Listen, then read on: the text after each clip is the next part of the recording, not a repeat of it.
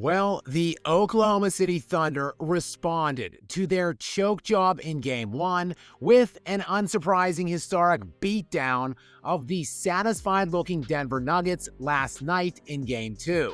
The Thunder, who were 9.5-point favorites before tip in Game 1, were as high as 11.5-point favorites before yesterday's game. And well, it wasn't really ever even that close, with the Thunder smothering and dominating the Nuggets in virtually every facet of the game from tip-off. Again though, I am not sure why exactly that would come as a surprise to anyone. I mean, sure, the Thunder led by as many as 49 points, and that might make your shock meter needle move a bit, as might their all-time NBA record 87-point first half. But the Thunder were the best team by rating and differential in NBA history during the regular season. Meanwhile, the Nuggets, well, they were decidedly not any of those things. A team which barely paced to win 20 games on the year without Nikola Jokic on the floor, that fired its coach and GM just 6 days before the playoffs began, looked like just that in last night's game. When Jokic has an off night, which he did last night, it is impossible for this Nuggets team to win.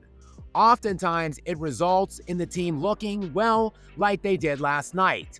And again, that should come as no surprise to anybody at all, as the top two net-rated defenders league-wide just happen to be two bigs by the name of Isaiah Hartenstein and Chet Holmgren.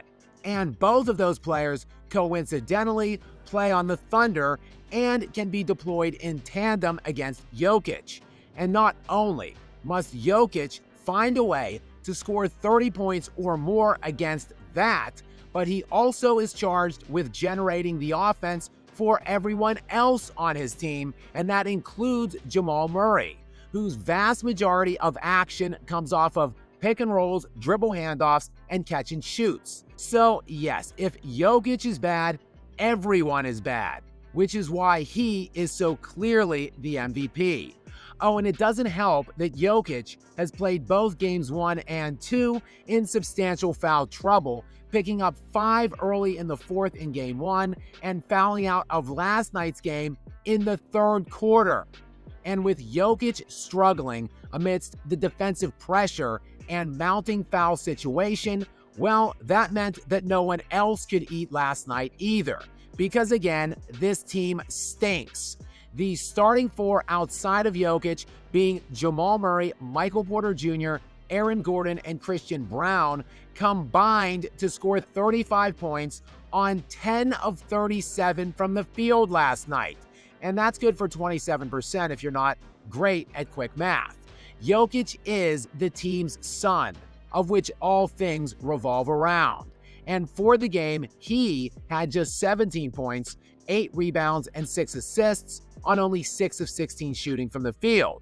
It was kind of reminiscent of, Shai Gilgeous-Alexander's 4 of 13 15-point performance in Game 1 of their first-round series against Memphis, which happened just 2 weeks ago, a game which his Thunder team won by 51. See, when SGA has that off night, his historic supporting cast still has the capabilities to not just win, but win by 50. When Jokic is off, however, his supporting cast loses by 50. Again, though, none of this should be surprising to anyone for a team that got worse in the summer following a loss at this exact stage of the season last year to the Minnesota Timberwolves, who were again a much better team. I mean, does no one remember their 26-point home game loss in that series to drop into an 0-2 hole going on the road? Or the 45-point loss in Game 6 to be pushed into the Game 7? These results are, quite frankly, predictable when you have two elite defenses, and in the case of this year's Thunder, a historic one that has the capacity to key in totally on Jokic due to the lack of any viable or realistic playmakers around him. In last season's playoffs, the Nuggets were 20 points per 100 possessions worse without Jokic on the floor. And yes, that encapsulates both offensive and defensive possessions. That number, though, this year is even more pronounced, as the Nuggets lose 25 points per 100 possessions without Jokic on the floor in the playoffs right now per game. And comparing that number to the soon-to-be league MVP Shai Gilgeous-Alexander, and, well, again, you can see clearly how much more valuable Nikola Jokic is, as through the Thunder's first 6 playoff games now, Oklahoma City is 7.7 points per 100 possessions better without Shai. So the Thunder are nearly +8 with Shai off of the floor, while the Nuggets are sitting at almost -25 without Jokic. An easy and compelling display of total value, with Jokic adding 32 more points per game than SGA.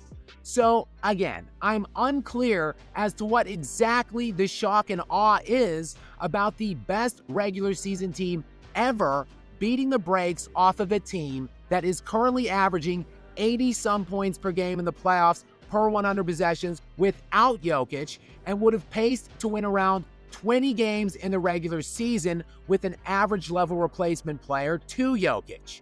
Again, these things will happen, and did multiple times in the playoffs last season. And ultimately, however more games the Nuggets win in this series is really just delaying the inevitable, and a shocking display of how great Jokic is, basically the same as it was in the 7 games they pushed Minnesota to last season. But one thing the Nuggets did show last season was a massive variance in their potential performances from game to game, as following that humiliating 26-point loss to Minnesota at home in Game 2 to go down 0-2, they then would win by 27 points in Minnesota in Game 3.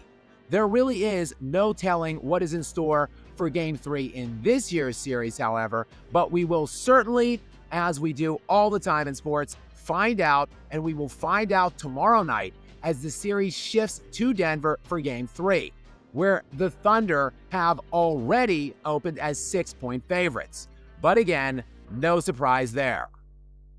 Guys, many thanks for joining me here, and if you have made it to this stage of the video without subscribing, please consider doing so at this time, and stay tuned for more breaking sports news with me. Until next time, guys.